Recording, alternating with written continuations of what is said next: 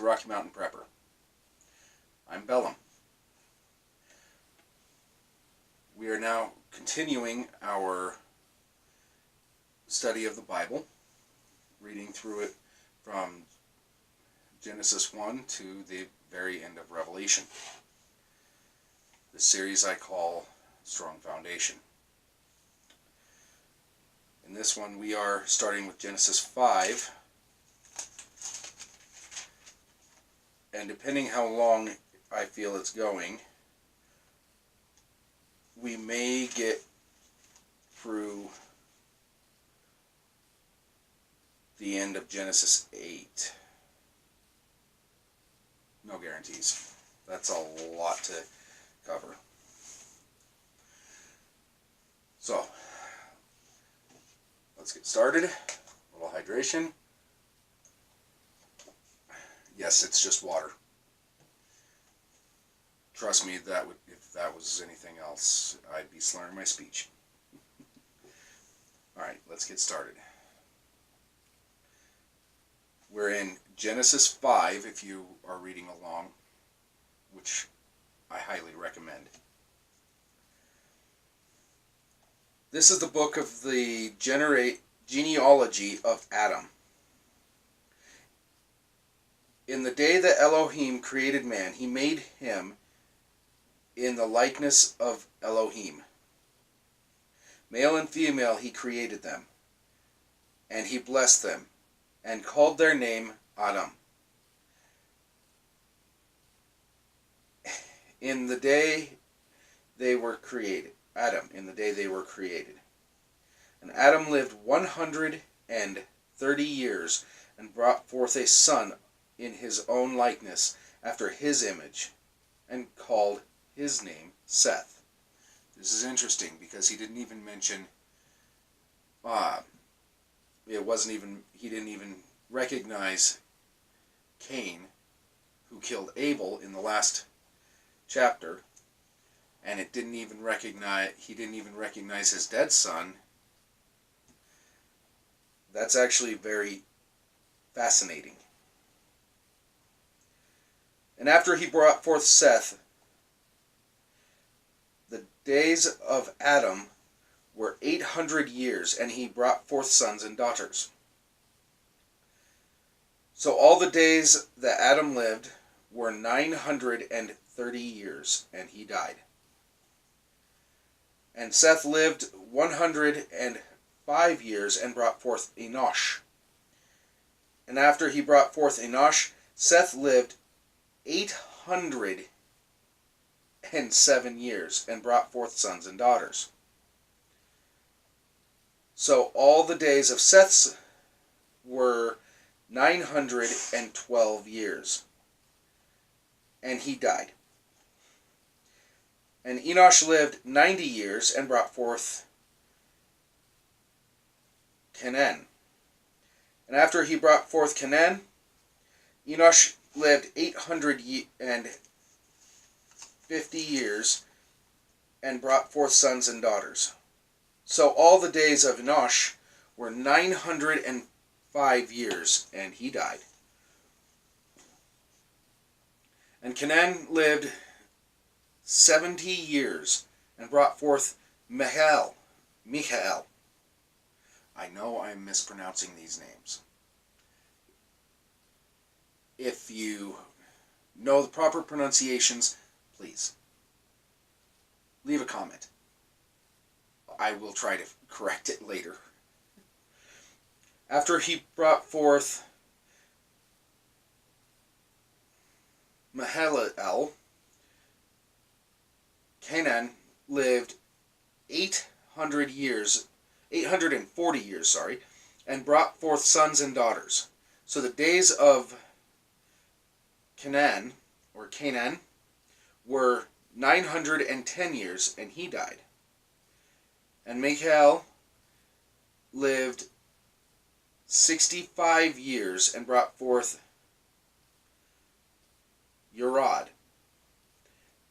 After he brought forth Yerad, Michael lived 830 years, and brought forth sons and daughters. So the days of Michael were 800 years, or 895 years, and he died. And Yared lived 162 years and brought forth Henoch. And after he brought forth Henoch, Yared lived 800 years and brought forth sons and daughters. I do recognize that the begets and begats and all these genealogies can be dry and boring, but there is a purpose for it. It is showing that God is blessing the line of Adam, like he showed he blessed the line of Cain. So the days of Yared, however you pronounce that, were 962 years, and he died. Henoch lived 65 years and brought forth Methuselah. Yes. And after he brought forth Methuselah, Henoch walked with Elohim 300 years and brought forth sons and daughters. So all the days of Henoch were 365 years. Henoch walked with Elohim, then he was no more, for Elohim took him. The English translation for Henoch would have been Enoch. Later on, after we get through the Bible, we are going to go through the book of Enoch. So just remember, he lived a long time and God did not let him die.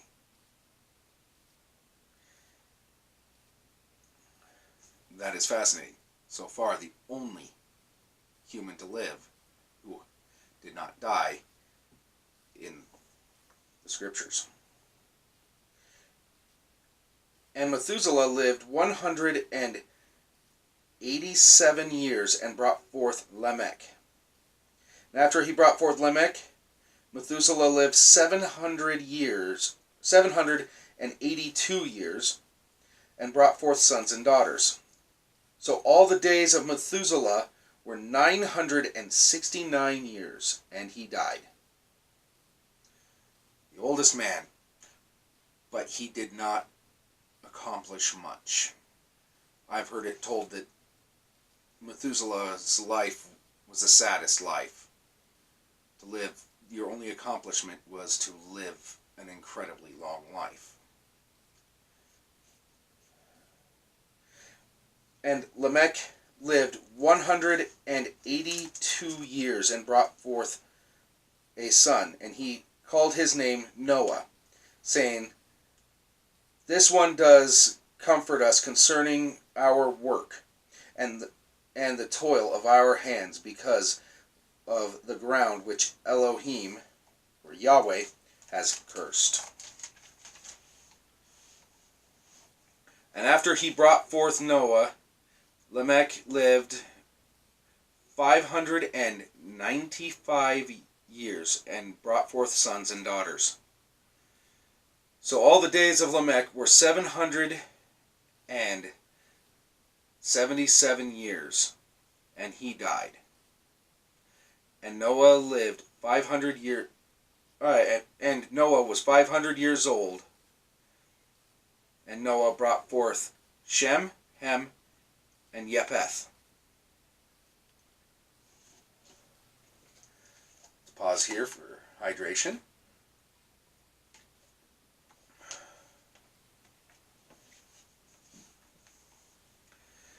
Genesis 6. And it came to be, when man began to increase on the face of the earth, and daughters were born to them, that the sons of Elohim saw the daughters of men, that they were good. And they took wives for themselves of all whom they chose. And Yahweh said, "My spirit shall not strive with man forever, for he has gone astray. He is flesh, and his days shall be 120 20 years. And the Nephilim were on the earth in those days and also afterward, when the sons of Elohim came into the daughters of men, and they bore children to them. Those were the mighty men of old, the men of name. I've also heard this translated, the men of great renown. These are the ancient heroes and villains, the ones who did great things. These were the giants.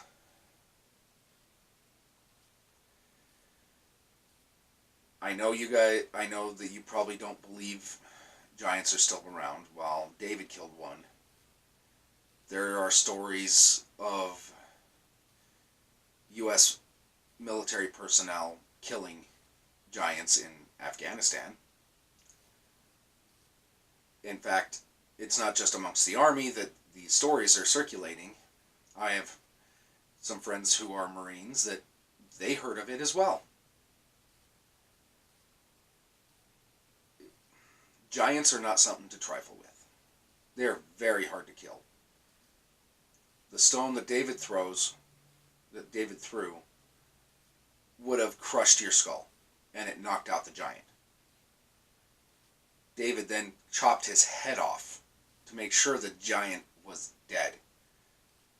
And these are not just really tall people, like, oh, I'm 4 foot and you're almost 7 foot, so you're a giant. No. These are monstrously big people.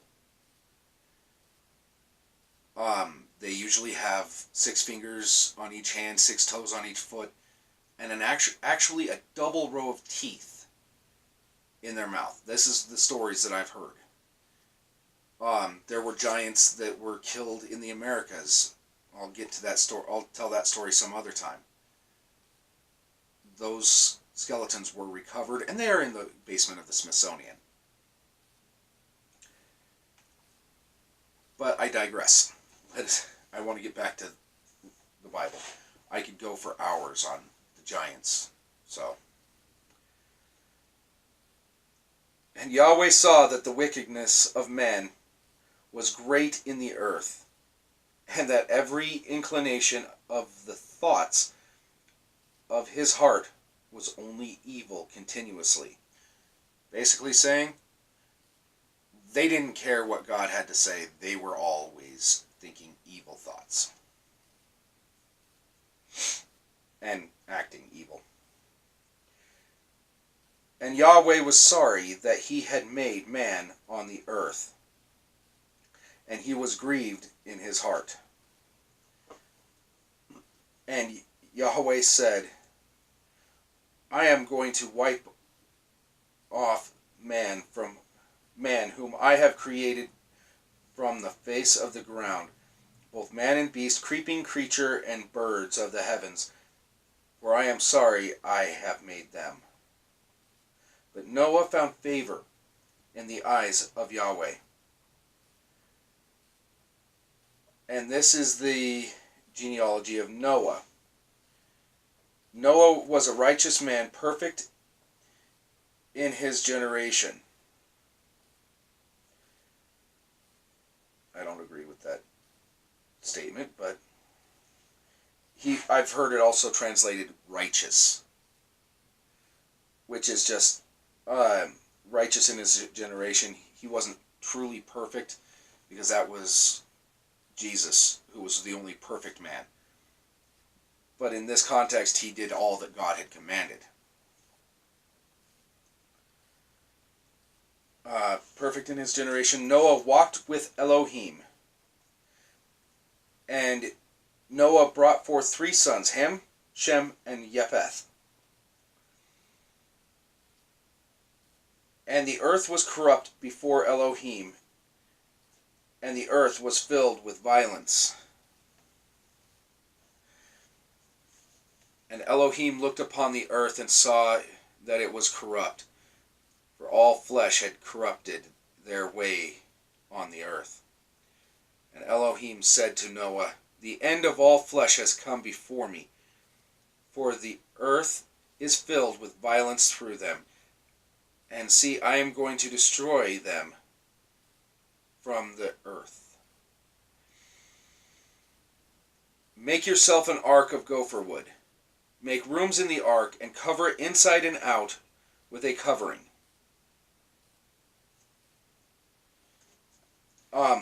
I've actually seen translations of with a covering as pitch, which is very easy to make. It's waterproof and it's basically primitive super glue. I will get to making that for you guys so you can see how to make pitch in a later video. It is actually pretty fun. And this is how you are to make it. The length of the ark is 300 cubits, its width 50 cubits, and its height 30 cubits. 1 cubit is between 18 and 24 inches, depending on the scale. It is thought that they were talking of the Royal Egyptian cubit, which is 18 inches. Make a window for the ark and complete it to a cubit from above. Basically, cubit from the top. And set the door of the ark in its side. Make it with lower, second, and third decks. And see, I myself am bringing floodwaters on the earth to destroy all flesh in which is the breath of life from under the heavens. All that is on the earth is to die. And I establish my covenant with you. And you shall come into the ark, you and your sons, your wife, and your sons' wives with you. And all of the living of all flesh, 2 of each are you to bring into the ark, to keep them alive with you, a male and a female. Of the birds after their kind, and the cattle after their kind, and all creeping creatures on the ground after their kind, 2 of each are to come to you to keep them alive. As for you, take of all food that is eaten, and gather it to yourself, and it shall be food for you and for them. And Noah did according to all that Elohim commanded him. So he did.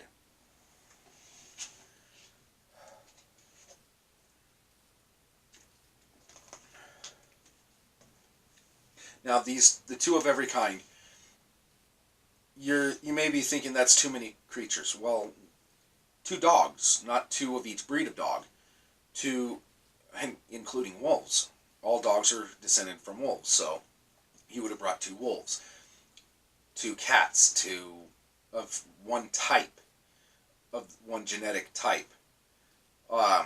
It's not the massive numbers that you see in cartoons and whatnot.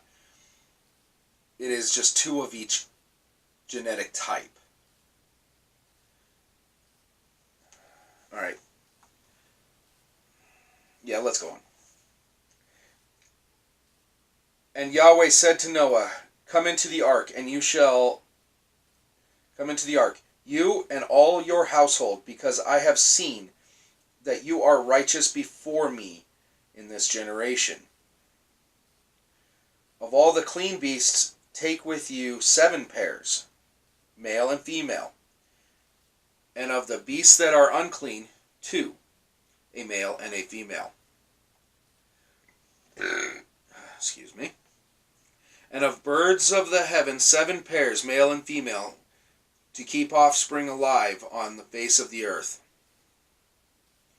For after 7 more days, I am sending rain on the earth 40 days and 40 nights, and shall wipe from the face of the earth all that stand that I created.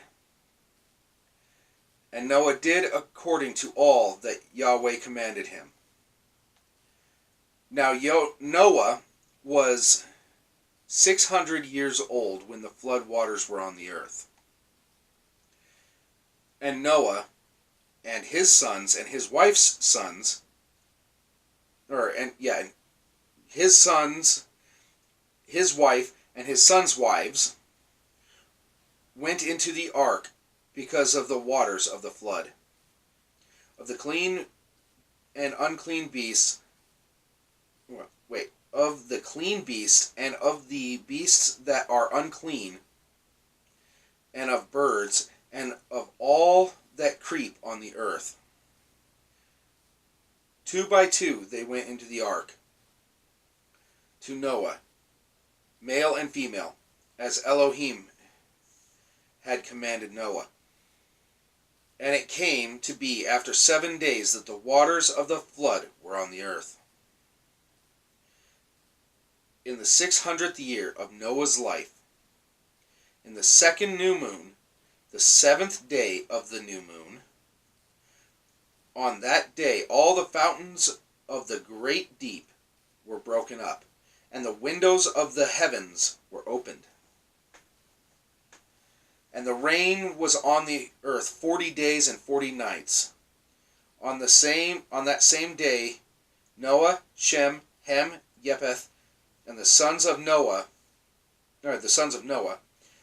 and Noah's wife, and the 3 wives of his sons with him went into the ark.